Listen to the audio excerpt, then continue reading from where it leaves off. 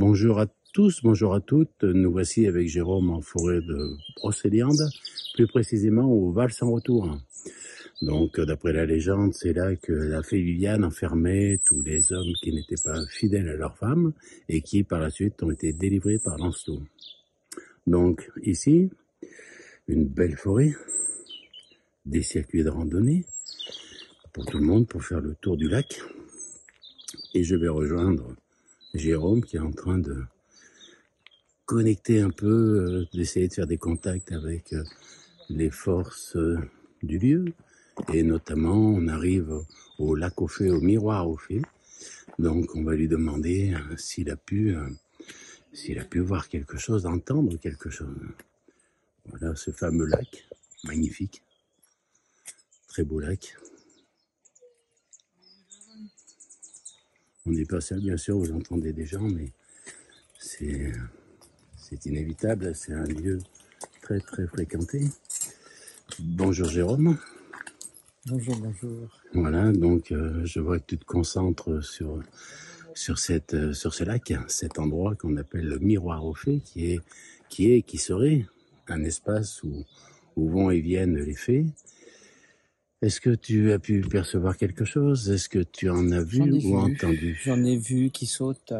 C'est comme si elle faisait des ricochets. Des ricochets, exactement. Je vois des petites fées, j'en ai vu une bleue, j'en ai vu une verte, qui circulent et qui font des ricochets dans l'eau. Ouais. Et pourquoi elles volent pas? D'habitude, les fées mais là, volent. Je pense que oui, les fées volent, mais elles sont là en même temps. Est-ce que tu veux essayer d'appeler une fée? J'en sens une là qui se pose sur l'arbre. Je ne sais pas si toi tu la vois.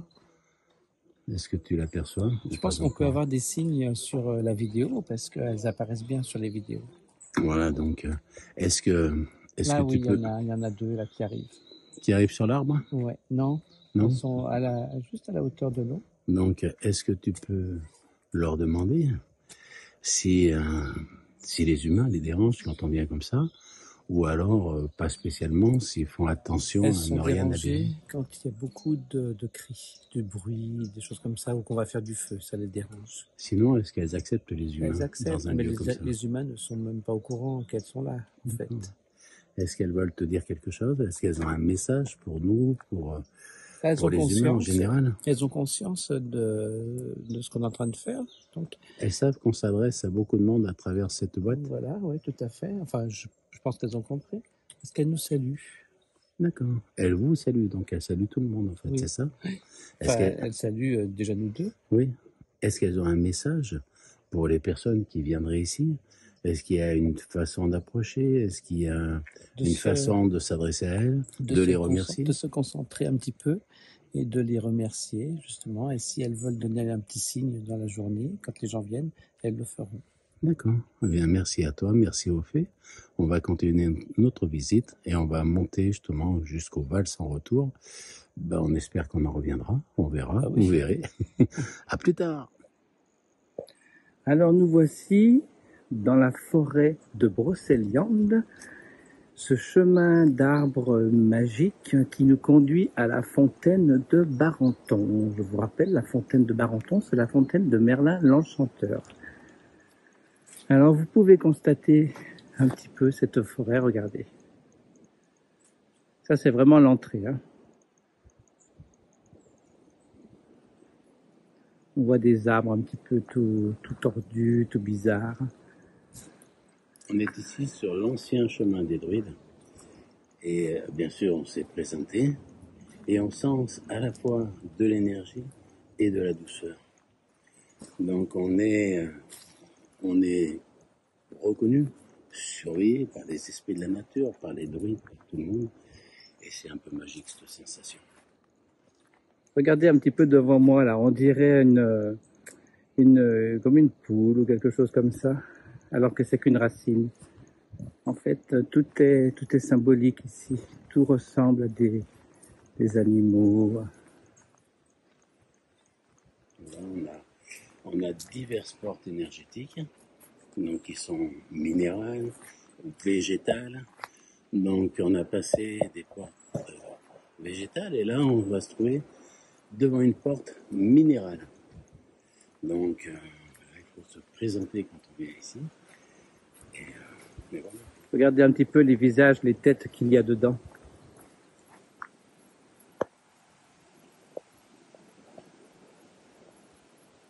Donc ils nous attendent et on saura seulement à ce moment-là s'ils nous laissent passer et qu'on peut profiter de l'énergie de la forêt, ou s'il ne se passe rien et qu'on ne pourra pas contacter de choses anciennes, d'êtres anciens.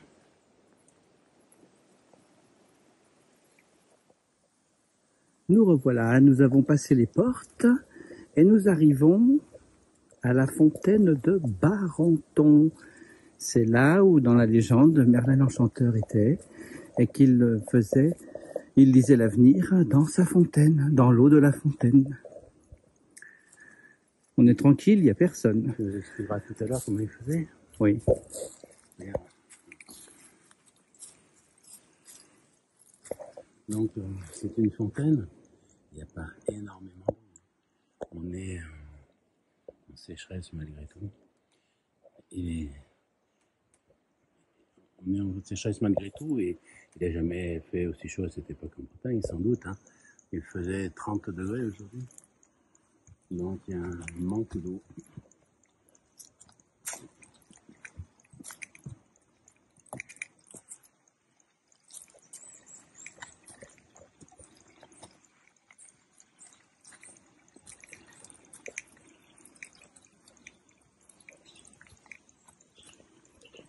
Alors voilà la fameuse fontaine de Barenton. Explique-nous comment on voit l'avenir là-dedans, puisque toi aussi tu arrives à voir des choses. J'ai déjà vu des choses dans cette fontaine, oui. À savoir que l'eau, c'est exactement comme une boule de cristal. On peut voir aussi bien l'avenir dans un verre d'eau que dans une boule de cristal. Donc, oh, regarde la tête là, il y a une grosse tête là, tu vois. Il y aura plein de visages qui vont ressortir. Donc Merlin l'Enchanteur se mettait ici, ou peut-être même là, au sommet, là. Là, il y a mon doigt, voilà. Il devait se mettre là. On venait le consulter et il regardait dans l'eau. L'eau, quand il y a une vision qui doit arriver, ça fait comme des petites bulles, ça bouge.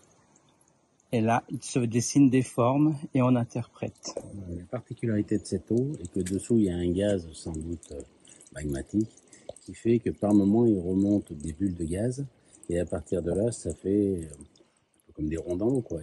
Et c'est à partir de ces ronds que Merlin, ou Jérôme d'ailleurs, toi c'est la même chose, je crois, arrive à percevoir des choses, des formes, des visages. On arrive aussi en appelant à voir Regarde, des ça visages. commence. Regarde, l'eau, elle bouge.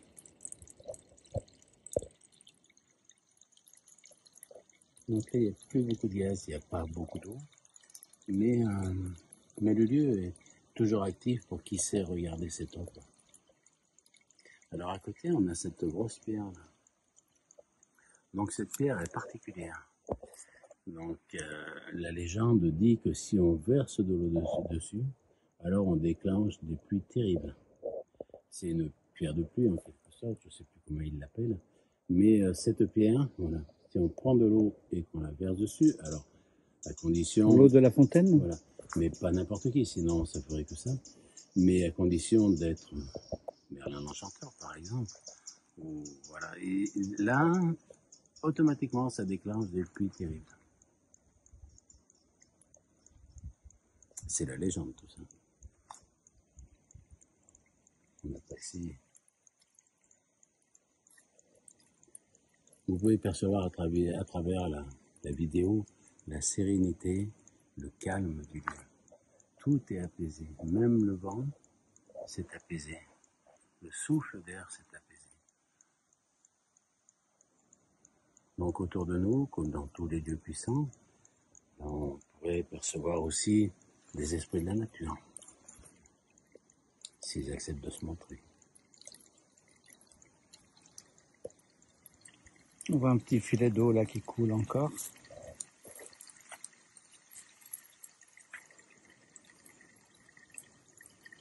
Donc il y a très peu d'eau, mais c'est suffisant, en tout cas pour Merlin, c'est suffisant pour Jérôme par moment. Je sais qu'il a vu des choses dans cette eau quand on était ensemble, et peut-être vous pourriez, au moment où ces fameuses bulles remontent, percevoir quelque chose.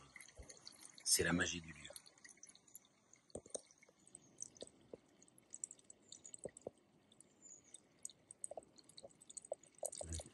L'eau est très très calme. J'ai pas encore vu de bulles, alors que parfois on en voit beaucoup.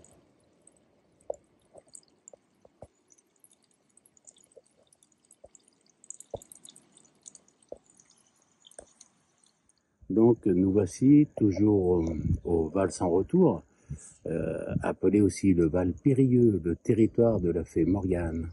Donc la légende explique que Morgane était follement amoureuse d'un chevalier, et un jour elle a surpris ce chevalier avec une femme, et elle s'est vengée d'eux directement, et elle les a pétrifiés tous les deux pour l'éternité. C'est ces deux rochers qu'on voit devant nous, où d'ailleurs on peut voir un petit peu celui de gauche, un petit peu quelqu'un collé contre celui de droite, où on verrait aussi un visage. Donc ces deux amants sont pétrifiés pour l'éternité par la fée Morgane.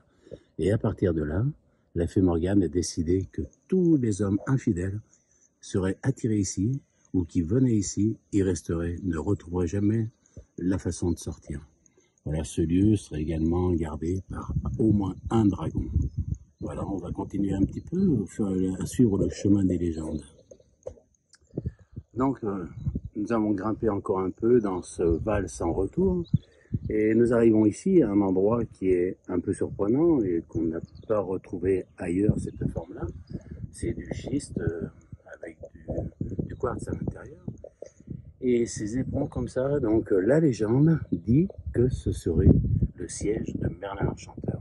Au milieu, là où tu es d'ailleurs, on va voir aussi, il y a une forme de siège, ça serait le siège de Merlin. Mais la légende aussi dit que ce serait le dos d'un dragon, en fait. D'un dragon qui appartient à Merlin, avec lequel Merlin doit travailler. Donc, est-ce que c'est un dos de dragon? Est-ce que c'est le siège de Merlin? Voilà, la légende est là et chacun pourra se faire son idée. Mais en tout cas, voilà, vous allez pouvoir constater que c'est un endroit magnifique.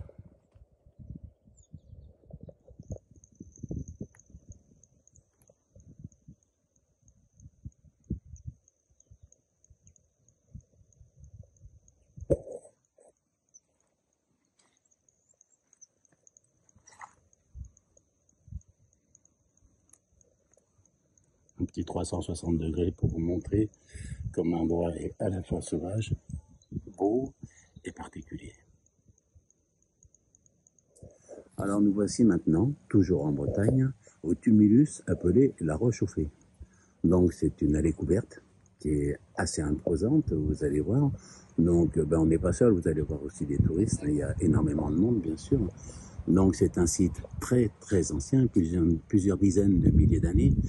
Donc avec à nouveau tous les druides, tous ceux qui ont utilisé ça, bâti ça, qui sont présents sur le lieu, qui gardent le lieu. Donc on s'est présenté et on va vous faire le tour de ce lieu. Donc la particularité de ce lieu, la particularité un peu comment dire, touristique, c'est que on doit compter le nombre de pierres qui constituent ce tumulus, et seuls ceux qui sont faits pour être ensemble, ceux qui vont être en couple, ceux qui s'aiment, arrivent à trouver exactement le même nombre. En général, le plus souvent, on a tous au moins une pierre d'écart dans le nombre de pierres. Donc on va vous faire le tour du tumulus pour vous rendre compte de ce monument quand même, et après l'intérieur du tumulus. Voilà, on est parti. Donc voilà, il y a des gens, c'est inévitable, n'en tenez pas compte. Le tumulus bien sûr est inactif là. Et beaucoup de gens, on a vu en arrivant, font du rituel comme d'habitude.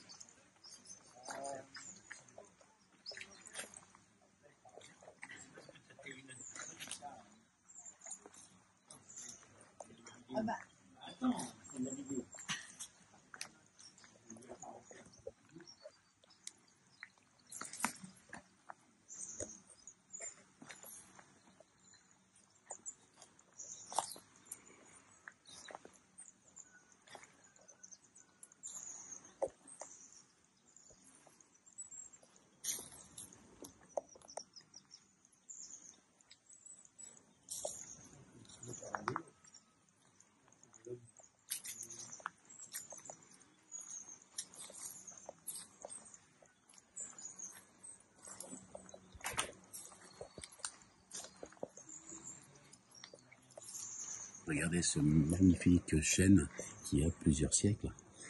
Donc il devait être nombreux les chênes comme ça.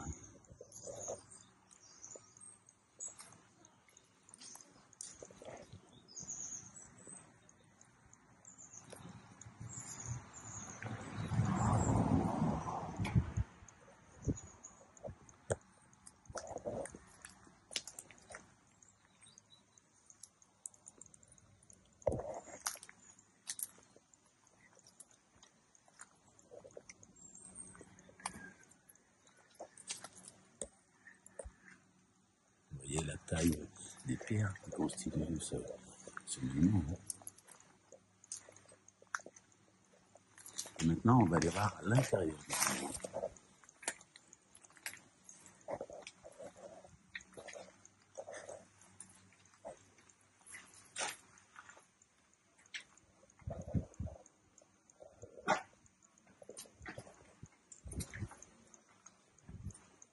Un haut lieu touristique de Bretagne.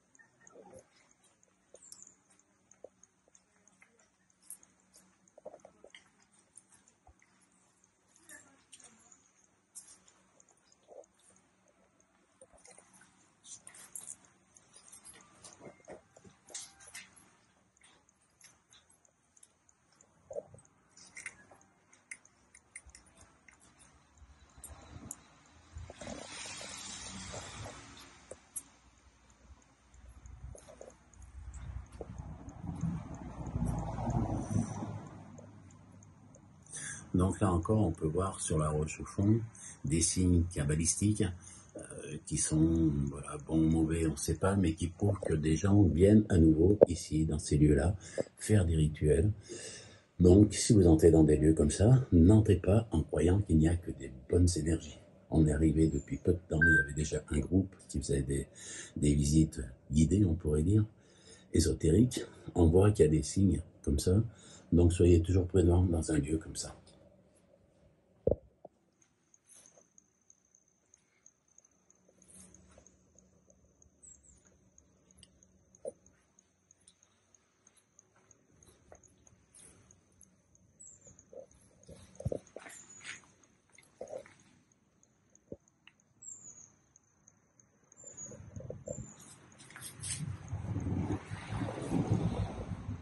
Vous voyez qu'on capte aussi la lumière du soleil, qui est importante. S'ils avaient voulu couvrir entièrement, ils l'auraient fait.